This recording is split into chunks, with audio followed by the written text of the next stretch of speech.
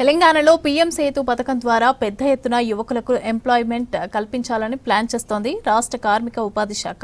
తెలంగాణ యువతకు శిక్షణతో కూడిన నైపుణ్యాలు, కొత్త ఉద్యోగ అవకాశాలను కల్పించేందుకు ఆసక్తి ఉన్న కంపెనీల నుంచి టెండర్లు ఆహ్వానిస్తోంది కార్మిక ఉపాధి శాఖ.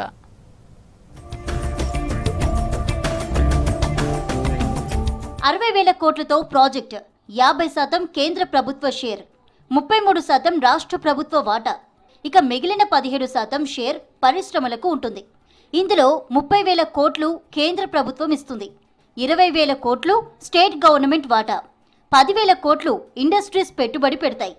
ఈ ప్రాజెక్టుల్లో పరిశ్రమలకు పెద్దపీట వేస్తారు.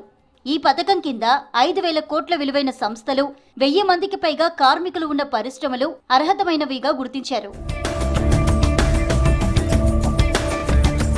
కంపెనీలకు భాగస్వామ్యం చేయడంతో ఇండస్ట్రీస్కి స్కిల్ మ్యాన్ పవర్ ఏ ట్రేడ్ కావాలి, ఎలాంటి అవకాశాలు ఉన్నాయి, వాటన్నింటినీ దృష్టిలో పెట్టుకొని వాళ్లకు కావాల్సిన రిక్వైర్మెంట్స్కు అనుగుణంగా ఫుల్ఫిల్ చేసుకోవచ్చు. హబ్ అండ్ స్పోక్ మోడల్లో ఒక హబ్, దాని కింద 4 స్పోక్స్ ఉంటాయి. ప్రెజెంట్ ఉన్న ఐటీఐలో ఎక్కువ మంది ఉన్న దాన్ని హబ్గా తీసుకుంటారు. అందులో దాదాపు 400 నుండి 500 మంది స్టూడెంట్స్ ఉన్న ఐటీఐను ఎంపిక చేస్తారు. మిగతా 200 నుంచి 300 మంది ఉన్న ఐటీఐలను స్పోక్స్ గా తీసుకుంటారు. ఇప్పుడు ఉన్నటువంటి స్కిల్ గ్యాప్ ఏదైతే ఉందో ఆ స్కిల్ గ్యాప్ని ఫుల్ఫిల్ చేయడానికి ఇండస్ట్రీ వాళ్ళని ఈ స్కీమ్లోకి తీసుకోవడం జరిగింది.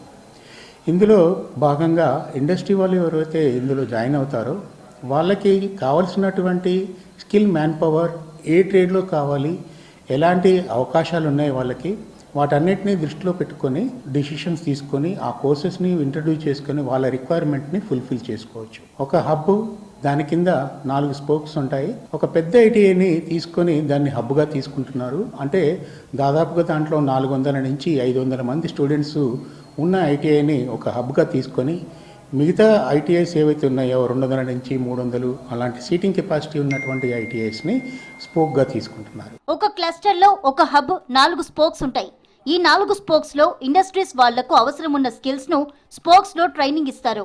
ఒక హబ్కు 80 కోట్లు, స్పోక్స్కు 40 కోట్ల రూపాయలు కేటాయిస్తారు.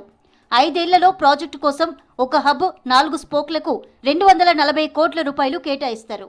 5 ఏళ్లలో ఇండస్ట్రీస్ ప్రాజెక్టును పూర్తి చేయాల్సి ఉంటుంది. ఇంట్రెస్ట్ ఉన్న కంపెనీల నుంచి టెండర్లు ఆహ్వానిస్తోంది కార్మిక ఉపాధి శాఖ. ఇప్పటికే రాష్ట్ర ప్రభుత్వం ఐటీఐలను అప్గ్రేడ్ చేసి ఏటీలుగా మార్చింది. పీఎం సేతు పథకం ద్వారా ఇండస్ట్రీస్కు అవసరమైన స్కిల్ ట్రైనింగ్ ఇవ్వడంతో విద్యార్థులకు మరిన్ని ఉపాధి అవకాశాలు లభించనున్నాయి. ఇప్పుడు మన రాష్ట్ర ప్రభుత్వం ఏటీసీలో అడ్వాన్స్ టెక్నాలజీ సెంటర్లో 6 కొత్త కోర్సులను చేసింది. దానివల్ల చాలామందికి ఉపాధి అవకాశాలు పెరుగుతున్నాయి. అలాగే ఇంకా 53 ఏటీసీలను కూడా తీసుకోబోతున్నారు. ఆ 53 ఏటీసీల్లో కూడా కొత్త కోర్సులు ఏం పెట్టాలనేది మనం చేస్తున్నాం. సో అలాగే దీనివల్ల విద్యార్థులకి మంచి ఉద్యోగ అవకాశాలు ఉంటాయి. పీఎం సేతు పథకం ద్వారా పెద్ద ఎత్తున యువకులకు ఎంప్లాయ్మెంట్ కల్పించాలని ప్రభుత్వం చేస్తున్న ఈ ప్లాన్ ఇన్ఫ్రాస్ట్రక్చర్, ఫార్మసిటీ, అగ్రికల్చర్ రంగాలకు ఈ పథకం దోహదపడనుంది.